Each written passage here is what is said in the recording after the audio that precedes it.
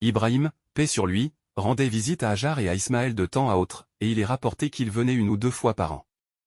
Lors d'une de ces visites, Ibrahim vit en rêve qu'il sacrifiait son fils Ismaël, et les rêves des prophètes sont une révélation divine.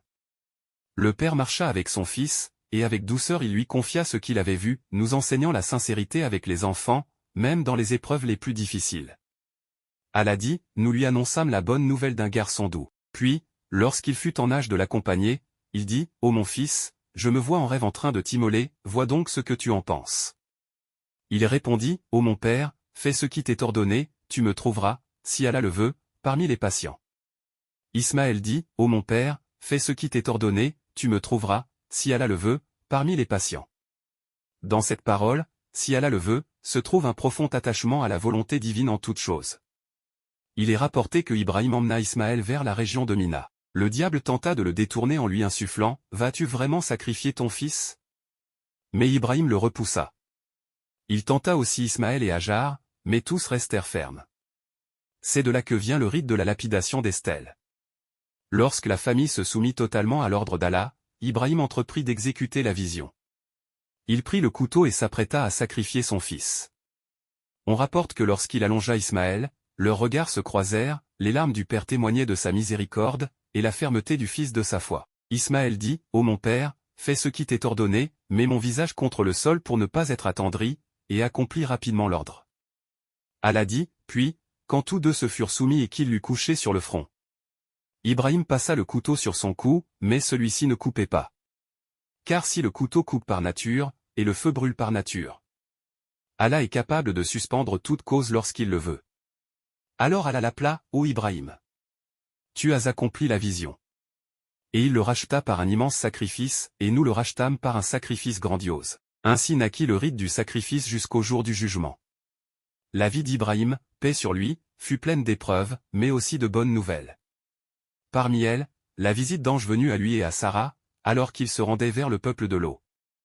Ibrahim les accueillit en pensant qu'il s'agissait d'invités, et leur offrit un veau rôti.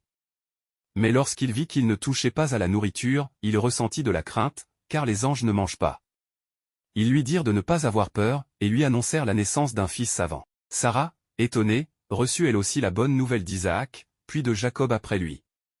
Ibrahim s'étonna à cause de son grand âge, mais ils lui dirent, nous t'annonçons cela en toute vérité, ne sois pas parmi ceux qui désespèrent. Malgré la certitude qui remplissait son cœur, Ibrahim voulut atteindre un degré encore plus élevé de foi. Il est rapporté qu'il vit un poisson partagé entre les animaux de la terre, de la mer et les oiseaux du ciel, et il se demanda comment Allah réunissait cela après dispersion.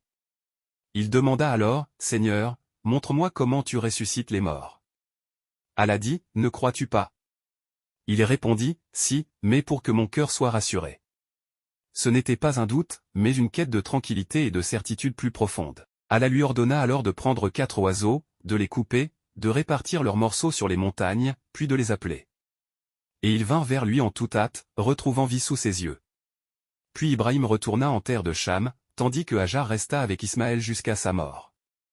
Ismaël grandit parmi la tribu de Jurom, apprit leur langue et devint respecté parmi eux, ils le marièrent à une femme de leur peuple, et il eut ainsi un foyer. Ibrahim revint chercher son fils, mais ne le trouva pas. Il entra chez son épouse et lui demanda leur situation. Elle se plaignit de la difficulté de la vie. Il lui dit, quand ton mari reviendra, transmets-lui mon salut, et dis-lui de changer le seuil de sa porte.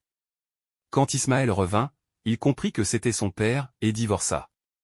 Plus tard, il épousa une autre femme. Lors d'une nouvelle visite, Ibrahim la trouva reconnaissante et satisfaite, il dit, dis à ton mari de garder le seuil de sa porte. Ismaël comprit alors qu'il devait la garder auprès de lui. De cette union naquirent 12 fils, et de leur descendance sortit le prophète Muhammad, paix sur lui.